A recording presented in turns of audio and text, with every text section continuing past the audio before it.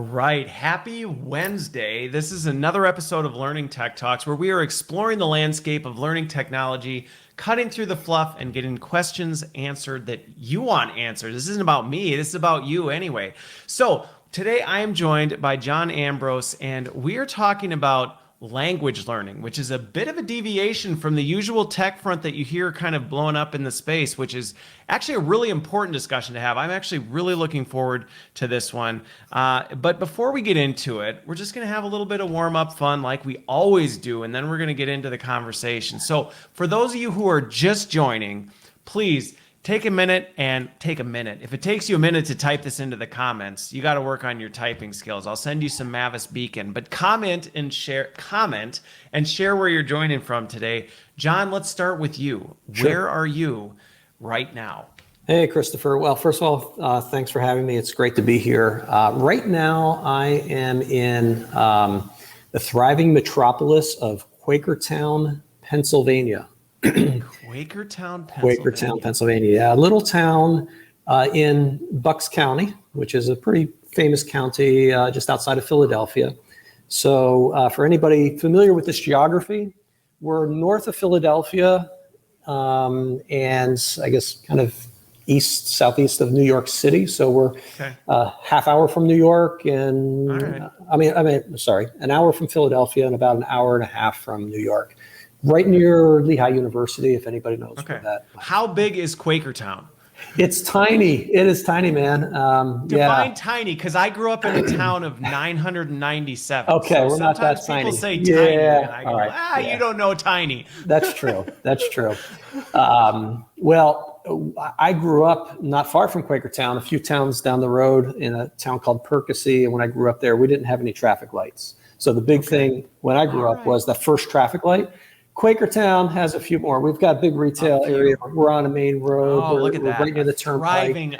It's thriving, buzzing community. Okay. Definitely. Yeah.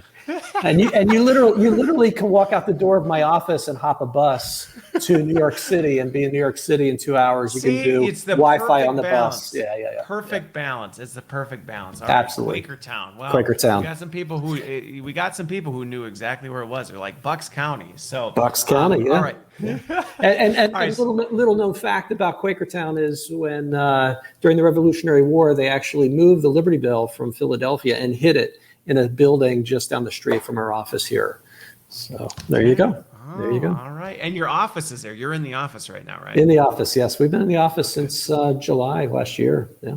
Okay. All right. So Quakertown, Pennsylvania. Yeah. I'm in Waukesha, Wisconsin, where I always am. Very familiar environment for anybody who's watched. I've got Fred here joining me in the background. So let's shift gears over to, we got to have the icebreaker question. I'm really excited to hear this one because you struggle. You're like, I'm gonna have to think about this one a little bit, but this is gonna give me a little bit more insight into John. Although there's something else you shared that I was like, wow, he said this so casually. But I'm curious your answer on this.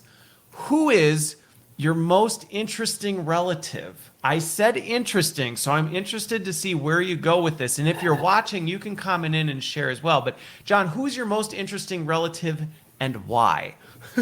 Well, this one really stumped me. I had to think hard because at first glance I thought I have no interesting relatives, and then as I started thinking about it, I got many interesting relatives. But I will say my most interesting one was probably my grandfather, my maternal grandfather, and for a couple of reasons. One is he lived in a different period of time, but he was. He was a sole proprietor, ran his own business, and his business was wall scraping. So people don't even use wallpaper any longer, but it was very fashionable in the day. And when you want to change your room, you had to call someone into wall scrape to scrape the papers off the walls, and that was his business. And he did it for decades and decades, and had a very successful small business doing that. But he was also first generation American. His parents came over from Italy and spoke Italian in the house, and so I was exposed to Italian. He married a Polish woman, and she spoke Polish in the house. So growing up, I didn't know what language to actually speak, which I guess is germane. So this language learning thing is very close to home. You know what? I'm seeing the correlation. It's deeply embedded. Deeply embedded. Yeah. Wall scraper. Yeah. You know what? I can see. and it didn't used to be like now. You just throw a new coat of paint on the walls. That's right. Wall Yeah. scraper. That is probably one of those jobs like that no longer exists. I don't know that there's That's right. wall That's right. scrapers Yep. anymore. That's Okay. right. Fascinating. See, you did it. I did it. You struggled with interesting, and we got you there. Yeah. So mine is, I have an uncle, Uncle Jeff, and he has traveled the world. He's a civilian in the Army. And I just remember, even as a kid, he would come back from these he would bring me all these really cool things. He had stories behind everything. He was in a different country every time I talked to him, I swear. He still is. I think now he's in DC. He came back stateside. But I had an Uncle Jeff, and he was one of the most cultured people that I know to this day, in terms of if you knew a country, he'd been there, and he knew the culture, and he knew this and that, and he could tell you stories, and he had something in his house from there. And I was always fascinated by the fact that he did that, and still like he's still around. So I still know Uncle Jeff. He's probably not watching, but Well, all right. Well, so let's change gears a little bit into the ed tech conversation at hand. But before we do, this isn't your first round in ed tech at all by any state of the definition. So a little bit of background. I knew who John Ambrose was long before we had this show, but others you may be a new name to them. So what's kind of the story behind how you got here? Now, obviously we heard a lot of different languages being spoken at home. Yeah. So there's that connection, but then how did you end up at goFluent? Because I think many people may associate you with Skillsoft in your time at Skillsoft. Sure. No, it's it's a funny journey. But first of all, I've always been a language sort of wannabe. Savant? No, I'm not far from the savant. The word crossed my mind, but it's more of a wannabe. A frustrated language learner. I lived in France for a couple of years and had immersion courses before we went, and language is one of those things that's really difficult. It's hard to get to stick. So I've always been fascinated by language learning, and at Skillsoft I was at Skillsoft for nearly 20 years. Language was one of the areas that Skillsoft didn't cover in its curriculum. So Skillsoft had a very broad portfolio, still does, great portfolio of business skills and IT skills and compliance and leadership and management and so forth. Yeah. But languages was always a specialty that is a specialty, and Skillsoft did not have a curriculum for that. So when I left Skillsoft, I met the founder of goFluent, Christophe Ferrandou, 14 years ago in New York City. We had breakfast at a Westin Hotel on the East Side. I remember I had blueberry pancakes for breakfast. It was just one of those meetings that serendipitous. It was just serendipitous. Yeah. I mean, he's based in France, but he came over. He was here on business, and he called me, and I was in New York City. We said we would meet. We had breakfast, and it was just our meeting, and very very nice person. We talked about his business. He was in the very early stages of building goFluent, and at first he was building a network. It was almost like an Uber for language instructors. And he built this network of language instructors who could help coach individuals who are trying to improve language. And he and I talked about his vision and where he was going with the company. And we stayed in touch over the years. And when I left Skillsoft, he was one of the first people to call me and say, "Hey, John, what are you doing? Can we do some things together?" And I said, "No, Chris, I'm sorry. I want to go do something completely different in food technology or a different technology space. I'm moving back to Quakertown. Moving to Quakertown." And he was very persistent.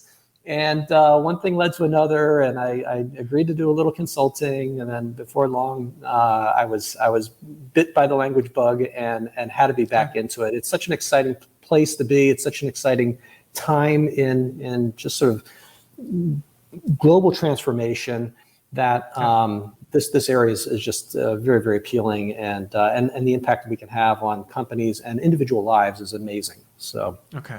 All right. What's funny, in addition to the story, I'm never going to forget, John Ambrose got connected with goFluent over blueberry pancakes in France. Like that's That's the story of how the serendipity all happened. But It's amazing. The stories you have on this are great. Backstage, for those of you who, well, obviously you weren't backstage, but earlier in this, he's telling me this story about how he's on a plane and he's with Bill Gates on his way to a Microsoft conference, just so casually. So, John, you have given me some nuggets that I think will forever stick in my mind in terms of the history of John Ambrose and his journeys along the way. But so let's talk about this language thing, because when we first met and we're talking about this, I don't know that this subject really gets talked about enough in our industry. Even to your point with Skillsoft, I mean, lots of things out there in terms of content, business skills, IT skills, all these different things. And then you talk language, and I've even been in conversations where you'll hear this. I posted about it in getting ready for this, where sometimes you'll talk about even rolling something out and you'll bring up the language conversation. And it's almost met with, oh, no, I mean, everybody speaks whatever the primary language is of the company. It's an assumption many companies often make about their workforce. And that's not the case. So I'm curious, what about it really gravitated you to it, and what are some of the things that you've seen kind of evolve about that? Yeah, no, it's a great question, Christopher. And I would say that, first of all, having lived overseas in a couple of countries myself, and having struggled with trying to speak the local language, I know how hard it can be for people. And most companies, most global companies that are not headquartered in the U.S. are very sensitive to language and have programs in their L&D organizations focused on helping individuals develop language skills. It's a de facto standard. That's how most companies outside the U.S. think and operate, because they recognize language as such a critical skill. In the U.S., but if you look at the number of Fortune 500 companies that are headquartered in the U.S. has a much larger percentage than any other country in the world, and the Anglo mindset, the English mindset, is one where we kind of make an assumption that people that we hire elsewhere in the world will speak English. Right? We'll test. They must speak English. In fact, we're going to make sure they speak English because we're going to test them when they come in the door, before they're even hired. So there's this notion that there's this filtering process, and that's going to make sure that our organization, our global organization of 25, 50, 100,000 people around the world can all communicate and collaborate. And communication is the key to collaboration. Right? You can't collaborate if you can't communicate. No, it was interesting. It was interesting leading up to this. My son and I happened to be talking about this in general. And anyway, I don't know why I was talking to him about learning tech talks. He's 10, but he was interested in the language concept. And we got on this discussion of how do you think it would feel if you couldn't speak or read what anybody around you was saying. And even at 10, he went, how would you get anything done? He could not fathom what it would be like to not be able to understand people around you. I mean, this is a real pain point. Yeah, and it's a pain point, and we don't often recognize as Americans, or not just Americans, but as people who, by the randomness of birth, have been given this gift of speaking English natively, instinctively. It's hardwired in our brain. But if you think about the 8 billion people on the planet and think about how many people actually speak English natively, I guarantee the audience would be shocked at the percentage of people on this planet who speak English natively. It's only about 5%. 5% of 8 billion people on the planet speak English natively. So this assumption that everybody speaks English, at least, is so far from the truth. So far from the truth, right? And then, so now, okay, but we hire smart people. So the people we hire speak multiple languages. They may not speak English natively, but they can speak 2 or 3 languages, and that's true. And people do develop other language skills. But if you take the people who have even a conversational level of language proficiency in English, the percentage only gets up to the high teens. So we're excluding a large part of the global population from the opportunities that we enjoy in companies that And are often take for going granted. globally and take for granted. Yeah. Yeah. For sure. And so that to me, that's really an eye opener for many people in L&D, especially in large multinational companies, because they don't recognize the disparity in numbers in terms of language proficiency. As they say, it's it's a skill that's widely available, but it's unevenly distributed around the world. It's very unevenly distributed. English. Yeah. Extremely well. And I know moving into one of my first global roles, it really was an eye opener when you started realizing, even though I didn't have the statistics, that I didn't know those statistics. That's a pretty staggering statistic that we're making these assumptions on. But I even recall going into that realizing that not only from a language standpoint, and again, if not having fluency in a language is very different than I have basic understanding. I can maybe recognize some basic things, because especially American English, we've got some phrases and things that we throw into things. And I remember stepping into my first global role, just talking and realizing very quickly, nobody has any idea what I'm saying because of how I'm putting sentences together. Yeah, no, it's funny because it reminds me of a story, and I'm going to embarrass, hopefully not, a good friend of mine, Danny Johnson. I'm sure you know Danny. I know Danny. Yeah, she's great. I embarrassed her when she was on the show once, so it's okay, fine. Right. It's all fine. Okay, good. But we had, when I first joined goFluent, I met with her at one of the trade shows, and I was giving her an overview of what we were doing, and I said, try to explain to her that there's a difference between conversational fluency and business proficiency. And she's smiling at me. I'm like, Danny, why are you smiling? She says, well, I speak Spanish, don't you? I'm fluent in Spanish. And I said, no, I didn't know that. She said, yeah, I'm fluent, or at least I thought I was. She said, I speak it, conversationally, no problems. I was in the Caribbean meeting with the head of the Red Cross for the Caribbean. And we were having a meeting, and he had his whole entourage in there. And since we were meeting in the Caribbean, I said to them, let's do the meeting in Spanish. And she said, within 5 minutes, I was completely lost. Yep. Because the vocabulary, the cadence, the examples, the technical jargon, everything is different than conversational language. And that's a big issue for companies that test for a basic level of proficiency at the outset. And they bring employees into the workforce, and they're ill-equipped. They're ill-equipped. They're ill-equipped to be successful. They're set up for failure. And again, that story, I'll have to give Danny a hard time about it next time we catch up.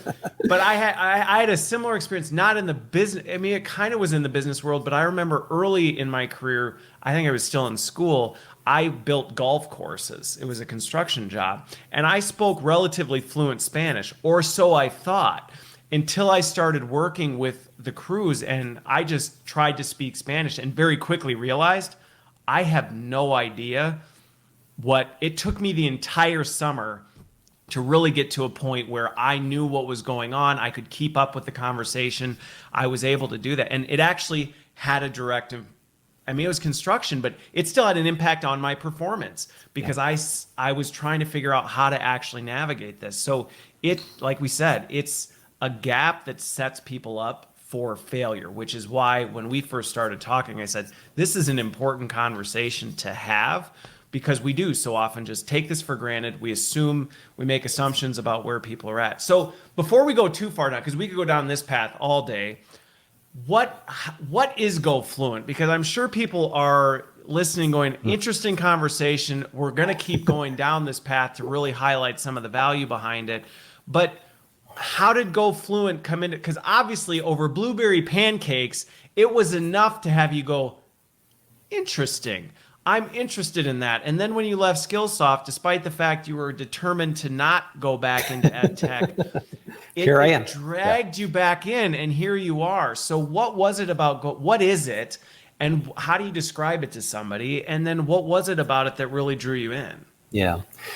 goFluent is a pure play enterprise provider. So we work with large corporations around the world to provide a solution that helps them upskill their employees at scale across the enterprise. So In the old days, when companies thought about doing language learning, the approach was very remediation oriented. It's like, let's go pick out the 10 people, the 15 people, the 20 people who need this, and we will, subject them to some sort of intensive program, and 6 months they'll be fire the training cannon at them. Exactly, fire the training cannon. That's a great one.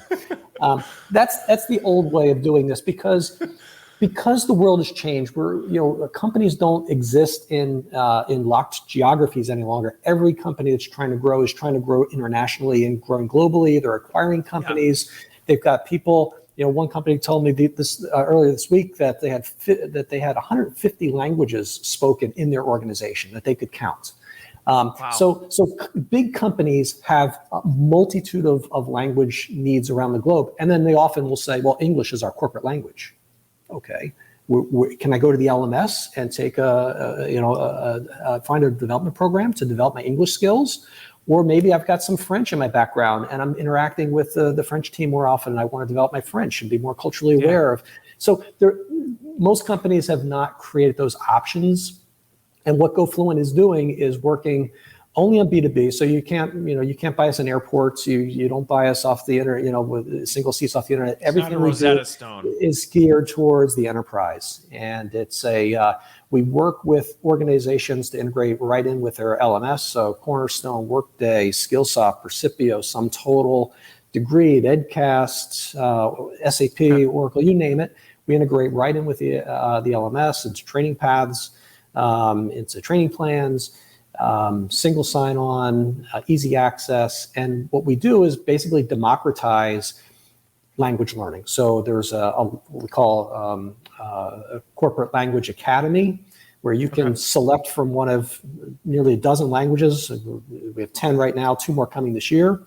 And it's a sort of a multi-tiered approach to learning. So there's the e-learning, taking advantage of technology that helps people develop the cognitive skills to be able to absorb language and to apply it.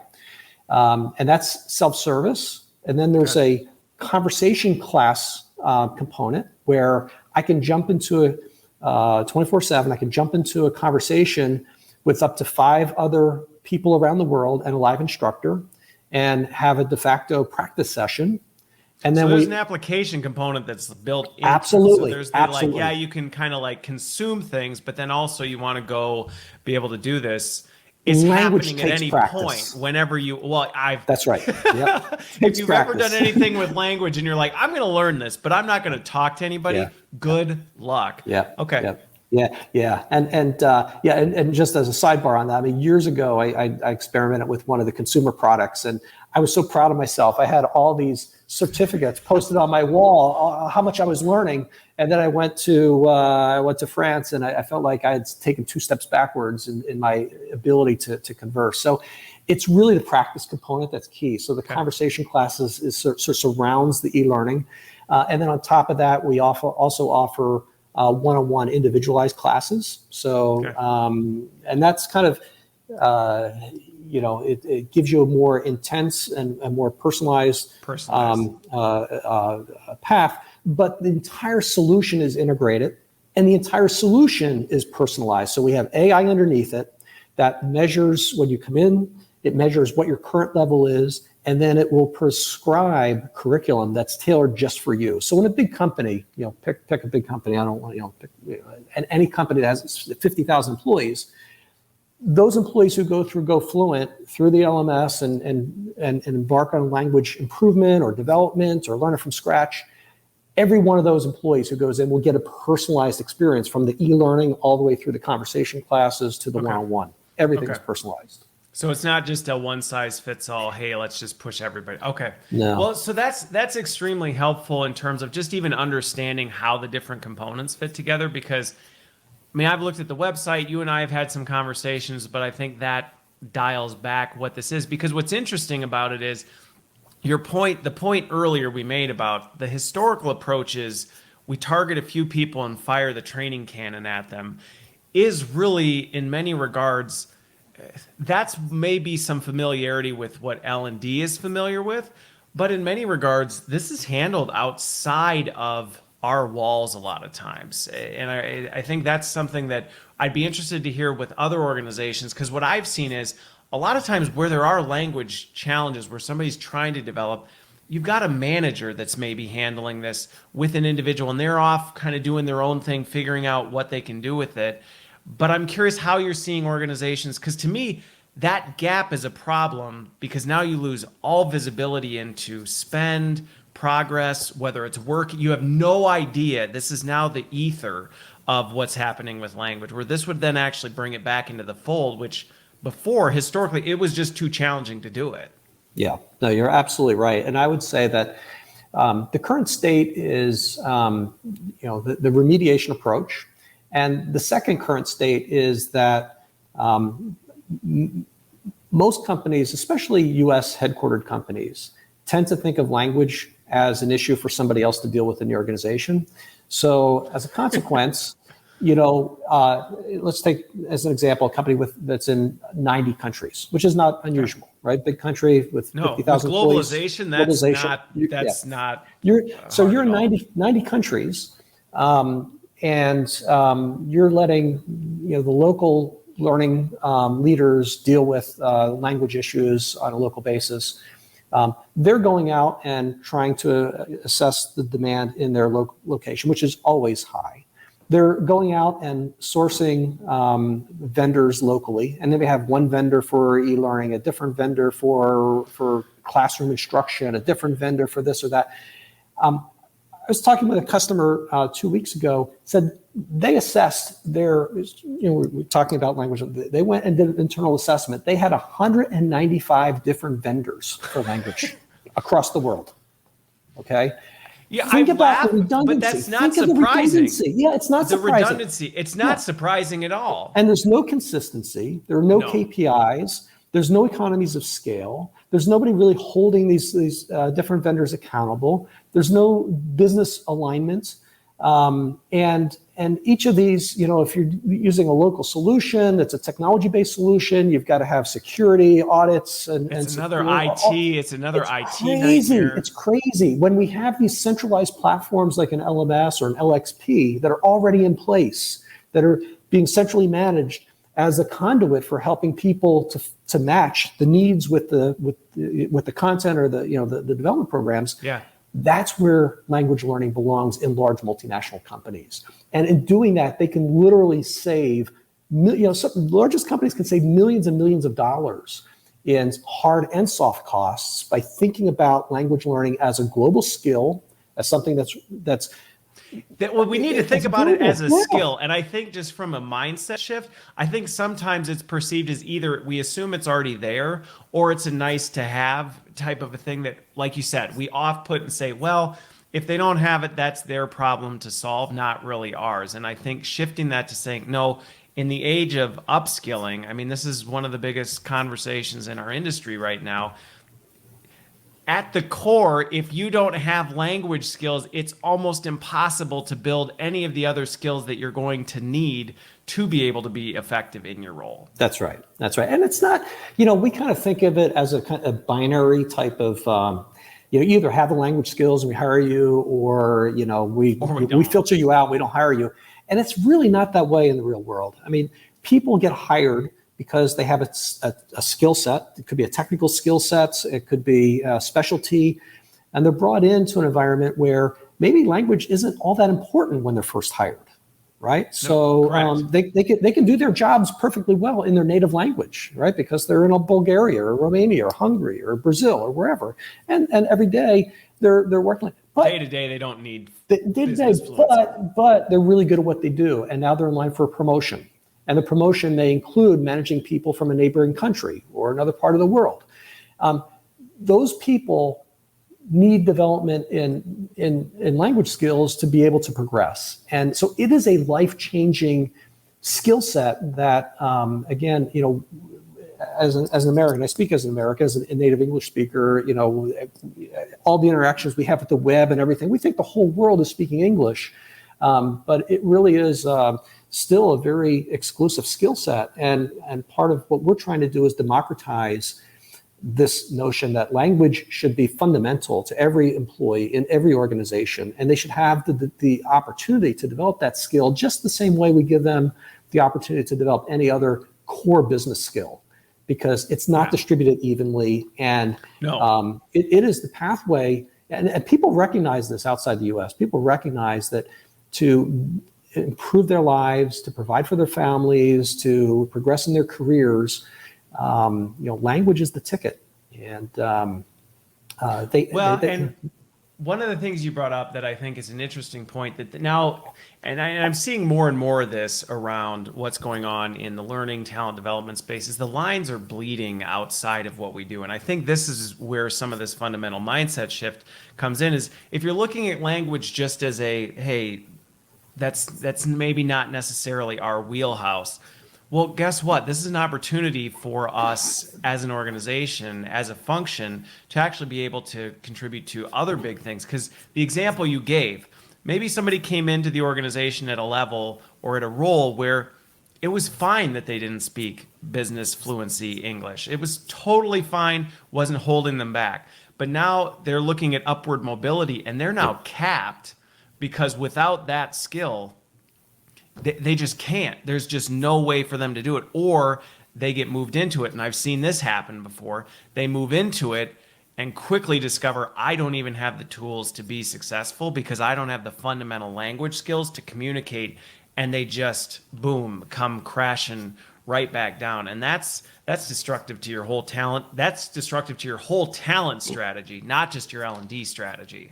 Yeah, no, absolutely. And, language crosses, as you said, Christopher, it's not just the skill, it crosses in so many other dimensions. I mean, you think about, obviously over the last year and a half, there's been an awakening of sorts in terms of diversity, equity, inclusion. What does that mean? How do we internalize it as an organization? How do we provide for it? How do we ensure our employees can grow?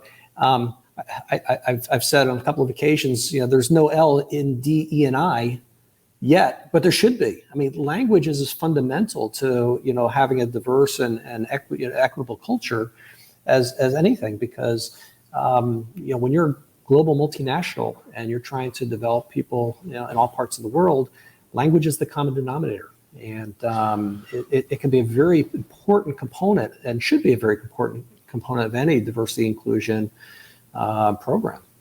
Well, and it was interesting. Matthew, Daniel, and I were talking. I don't know when we were catching up, but we were catching up about this topic. And 2020 was a year where there was a lot of words, right, around this whole diversity, equity, belonging, inclusion space. There were a lot of words being said, but 2021 has really moved to the year of, so what are you going to do about it? Because it's one thing to say, this is important to us as an organization, it's important to us in our values. It's another thing to do something about it. And I will say, I think some organizations, they want to, but they struggle to know, I'm not sure what to do about it. And to me, it was one of the things that when we first started talking, I said, language is an opportunity to take action on this. And from just my connections outside, this isn't just an outside the US thing. That's one of the other things that I found is when you start looking at frontline workers, you look at different parts of the country,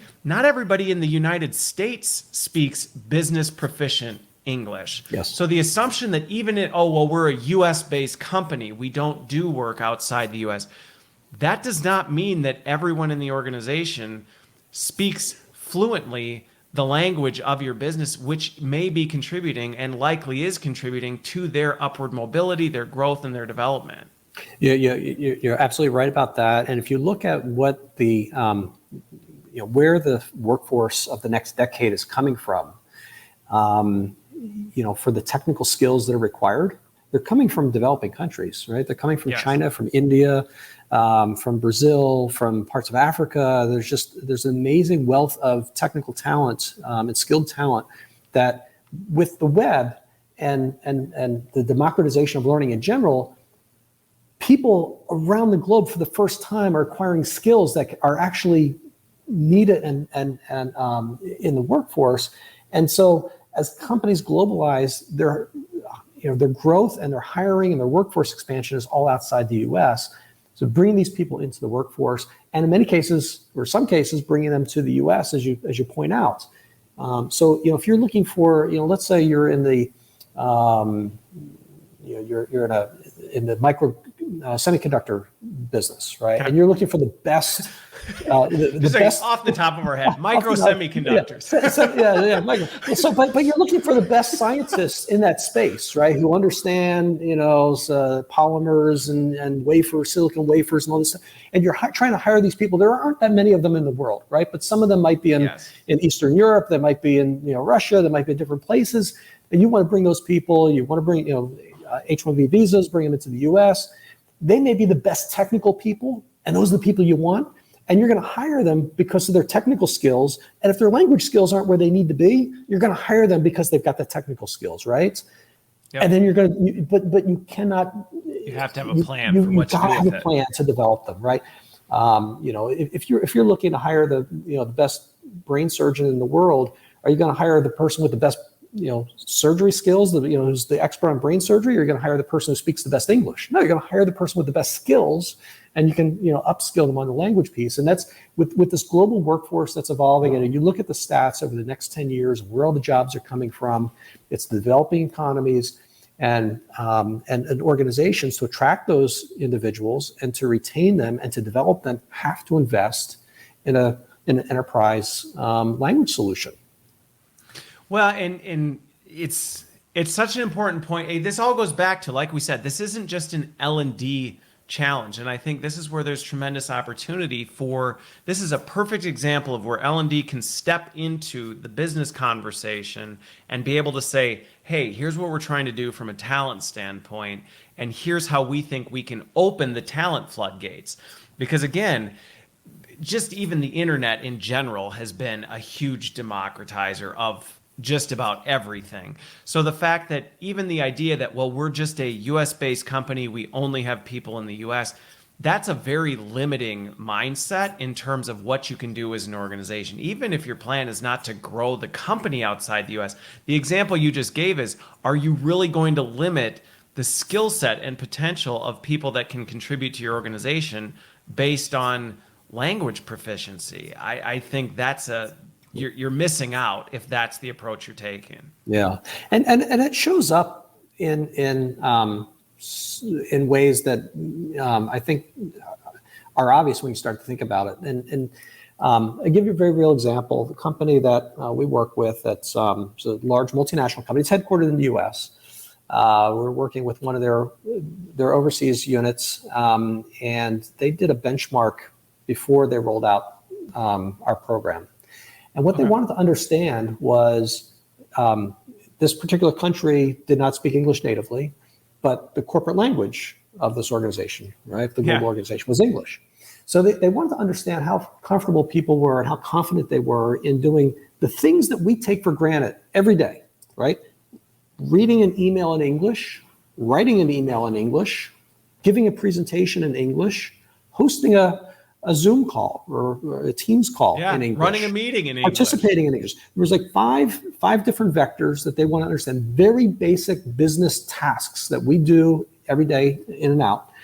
And they measured the confidence of the organization, and they were shocked at how low the confidence was in these employees who were hired, working in a corporation where English is the official language, and the folks that they surveyed were at the best. So they put them through a program, and after 6 months they remeasured, and the stats were off the charts in terms of confidence. And a lot of times that's what we're talking about here. goFluent, we can help people improve on skills that they already have by building their confidence to apply the language and to use it in a business context. And all the content we have, all the examples, the way we teach language is all in a business context.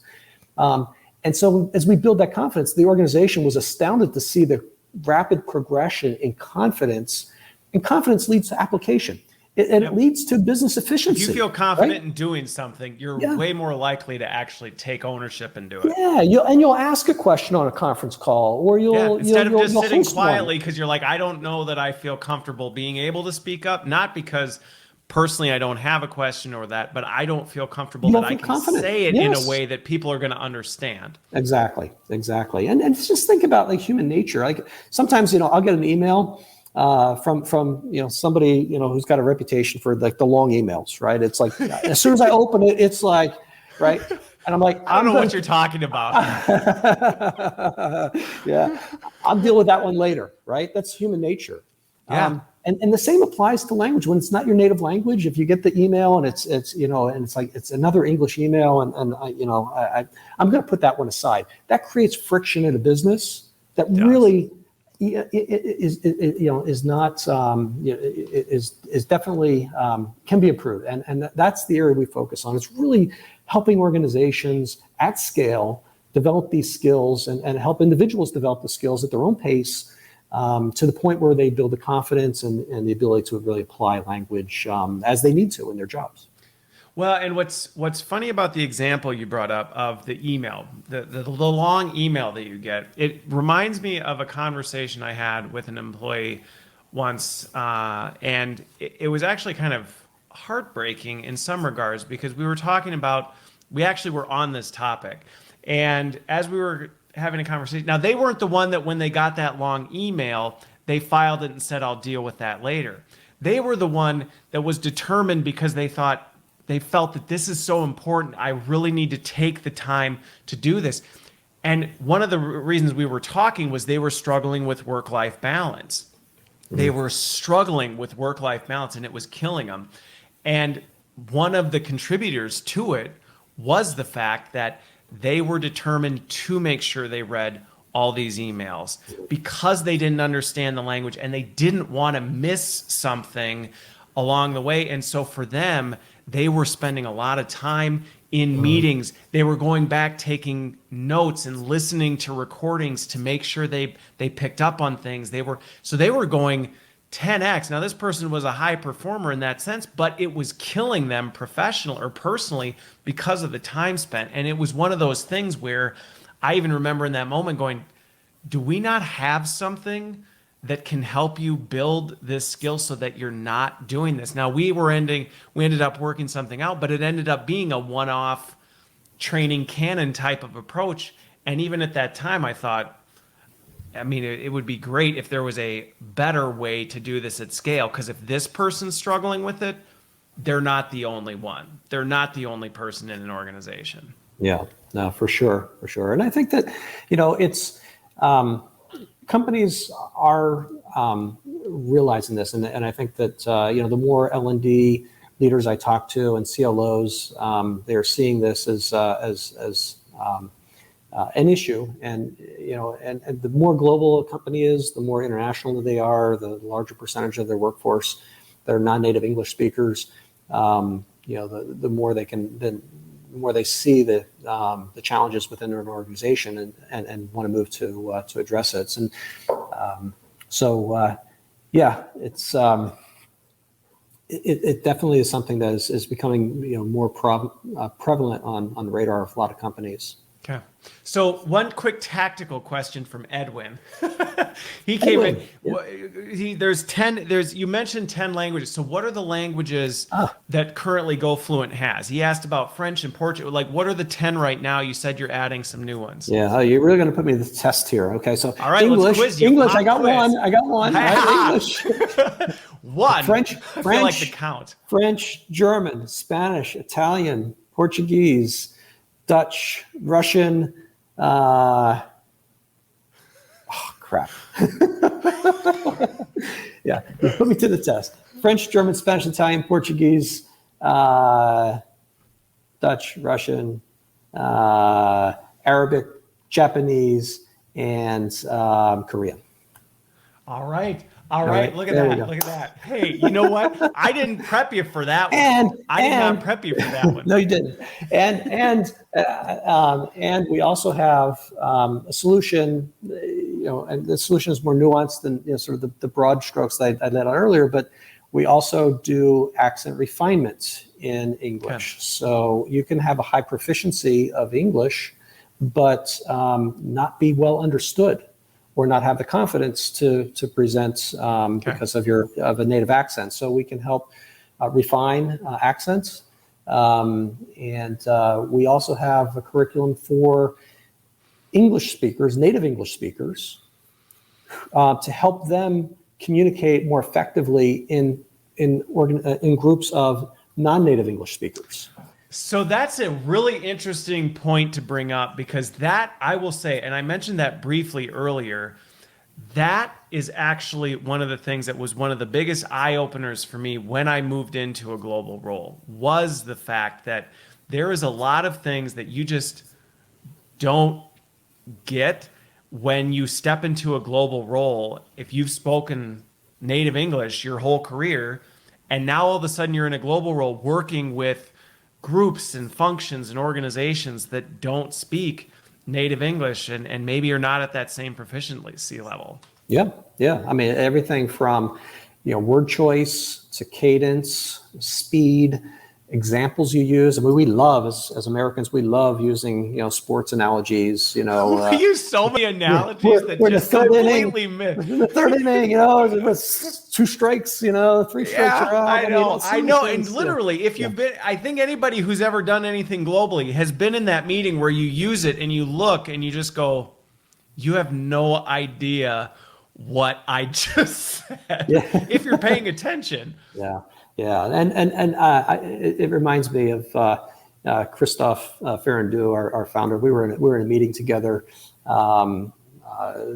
before the pandemic, obviously, but he came over and I think I organized like 6 meetings in one day, and he was just got off the plane that morning, and I took him from one to the next, and by the end of the day we were in a meeting, and somebody used the expression "the straw that broke the camel's back."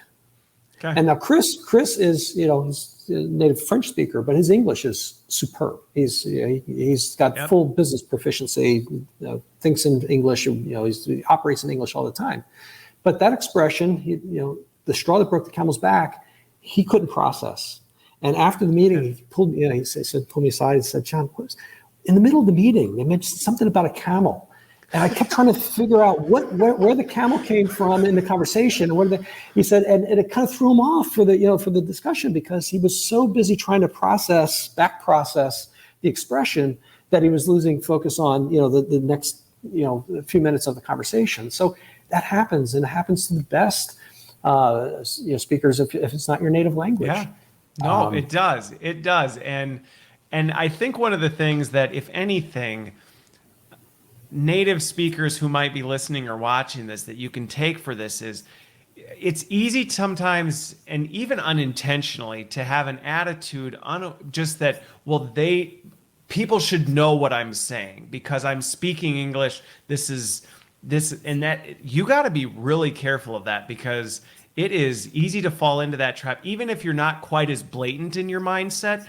Your attitudes, the way you talk, the way you think about things, not having that sensitivity to the fact that not everyone fully understands what you're saying. There is a good possibility, and be looking for those cues, be watching for those things, be listening for that, because if people don't understand what you're saying, you're missing the mark. I mean, you're missing the mark. Yeah, you are. And just to go back for a second to the English for non-native English speakers, there's a bevy of academic research out there that talks about unconscious bias. When if you're a native speaker and you're having a conversation with others that are not native speakers, as a native speaker, and the research backs this up, shows that people will discount the opinions, the perspectives of people who may struggle with the language or be not native speakers, just because of the language, just because of the accent. And so one of the things that we try to do with the English for non-native English speakers is help them recognize that unconscious bias and deal with that as well. But it is a fascinating space. I mean, Christopher, you asked me at the beginning why I'm in this space. It's just so fascinating, and I really do feel like it is a skill set that can open opportunities to employees, especially as a native English speaker, to be able to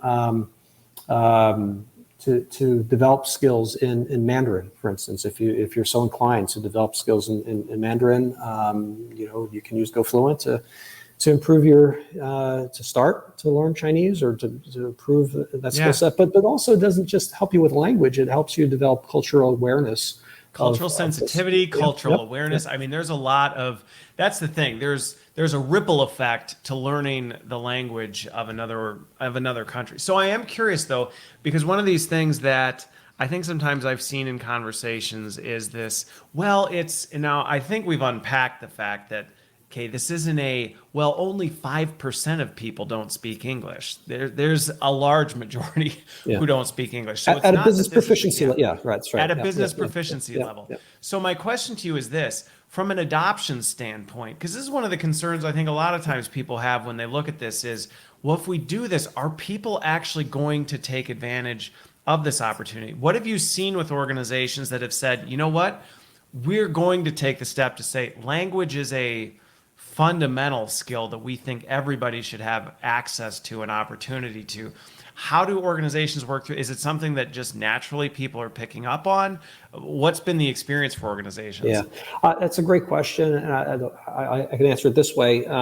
Several years ago, we started working with one of the largest consulting companies in the world, professional services companies, and they had a decentralized strategy originally.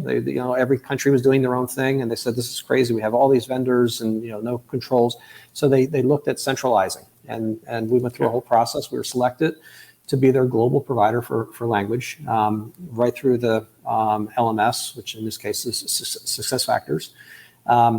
And I sat down with our sponsor there 1 year into the program on the 1 year anniversary, and we met for coffee. We were having big business review the next day, but I knew the stats. I knew what the impact of the program was, and just informally we started talking. And I asked her, in your experience, tell me what your experience has been so far. After 1 year, how do you feel about the program? And she said, John, I got one word for you. I said, okay. Hope it's a good one. Oh no, I hope it's a good one. and the word she used was astounding. We never thought in an organization like ours, that hires the best and brightest in all countries around the world, that there would be such an insatiable desire for improving such a basic skill, language. And I think that, and as I reflected on that conversation, I have many times since that discussion, it occurs to me that language, asking for help with language, especially in an organization where you're supposed to be, is almost taboo, right? It is. Yeah. But when you make it available and you make it so it's not it's not remediation. You're not the kid in the corner. You're not punished. You're not really performing. It's offered and it's encouraged and it's available and it's in the LMS and there's no stigma. People use it, and they use it in ways that are off the charts relative to what I have seen in my experience with other types of, traditional business skills learning, which is, trying to get, the horse to drink the water. It can be very challenging, but with language learning, people feel that there's something. It's not just a professional requirement. It's not just something the company is mandating to do, which in most cases they don't. No. Yeah, it's something that's opening up, it's improving, it's enhancing their personal world, and they see it.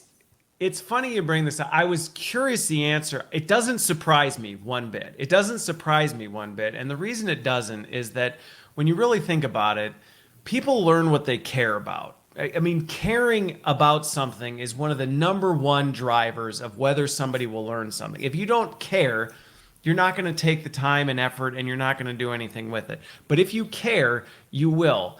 And everything we've talked about, language is one of those things where you have no choice but to care, because you are faced with the challenges of it every single day. If you struggle with that language side of things, you are running into it every single day. And again, I go back to that conversation I had with this individual where every day, it was a pain point.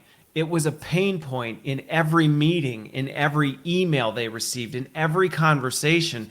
It hurt. And they wanted nothing more than to solve that pain point. And so, again, you bring up the taboo thing. In an organization where we're all supposed to speak English and we're all supposed to understand everybody, and that's the culture, to raise your hand and say, I mean, you even look at it now, even native English speakers, people don't like to speak up in a meeting and say, I'm not really, when we use business jargon and somebody just rattles off a bunch of stuff, you'll see people's head nods. You're like, they don't know I don't know what was just said. There's no way everybody in here understands what was just said. And even in that environment, people are afraid to say, I don't know what we're talking about right now. So now you add that word truly, they don't know what you're talking about right now. Nobody wants to be the one to say, I don't speak English very well. Can someone help me? That's right. And by doing this, you're now creating an opportunity to say, hey, this isn't a stigma. This isn't a scarlet letter on your jacket. This is something that we're now creating opportunity for you to do because we care and we value your development and your growth. And it doesn't surprise me based on that an organization would be like in a sea of content that nobody seems to care about. This is the stuff that people are jumping onto. Yeah, absolutely. And I think that's why it's so important for organizations to rethink how they approach language learning. Think about the power of the LMS to distribute it, to make it widely available, to let people know that it's there. Leverage your DE&I group because there's value that we can bring to tangible value we can bring, as you talked about earlier, Christopher, to a DE&I program. This is really changing lives. In fact, we have, we're a mission-driven company. We believe that language should give everyone an equal voice, and that's our mantra. Yeah. We've been saying that for years, and language is really the great equalizer. And so we believe. And I'll tell you, funny story. We talked about the pancakes, the blueberry pancakes, and my first meeting with Christoph. But Christoph is amazing. So he started this company. This is his company. He started it 20 years ago, and he started because he's a brilliant guy. He does MBA at Sorbonne. He's super smart. He got out. He was working for one of the big banks, French banks. I think it was Credit Lyonnais. He was handpicked to go to New York on a rotational assignment, hypo, so he goes to New York. And he had very good, very strong conversational skills, probably, I would say business conversations. I don't know about 20 years ago, but he had strong English skills. He was confident. He got to New York and he was suddenly surrounded by fast talking New Yorkers and Ivy League whiz kids. And he was lost. He felt, and he will say, in his words, he says, I felt like a second or third class citizen because I just did not have the confidence. I couldn't communicate. I thought I knew this stuff. I do know it, but it takes me a long time to express myself. Yep. And so he started he started improving his English by hiring a personal coach. And he would do this, he would do lessons over the telephone. And he went out to Radio Shack and got a little gadget to actually record the lessons on a cassette so that he could practice later. And he started doing this. And as his English started to improve, other colleagues who were coming over from France were saying, hey, Christoph, what are you doing? Your English seems to be getting better. And he started making copies of cassettes and passing them around. And then one day he said, wait a second. If I'm having problems and they're having problems, this is a problem. This is a problem waiting for someone to solve. So he literally started the company on that with the idea of finding great language instructors and pulling them in a way where they can be convenient to do one-on-one lessons or small group lessons, and then built a whole e-learning platform around that with AI and sort of modern UI and Netflix-like design, all that great stuff. And that is what goFluent is today. And being able to deploy that at scale, it's really Chris's vision and Chris's mission to not have any employee in any company feel the way he did back in those days in New York, because this is a life changer. It is. And I think that's why I was really excited to have this conversation, because regardless of what you're doing, if language is not on your radar, it should be. It really, really should be, regardless of it being 2021 and whatever, because it really is. Again, it's a huge area to have opportunity and create opportunity actionably for your workforce. So this has been. I told you we would get to the top of the hour and still just be cruising. I could keep going, but this was a phenomenal discussion, John. I really appreciate you making the time. I really appreciate everybody tuning in. Hopefully this got your wheels turning a little bit more. There we go with the English analogies. Got you thinking a little bit more about language and how does it fit into your strategy as part of what you're doing for workforce development and creating greater opportunity for the workforce. Yeah. So thanks, John, for being here. I hope you have a wonderful, wonderful rest of your week and a great weekend. Great. Thanks so much, Christopher, and appreciate the opportunity.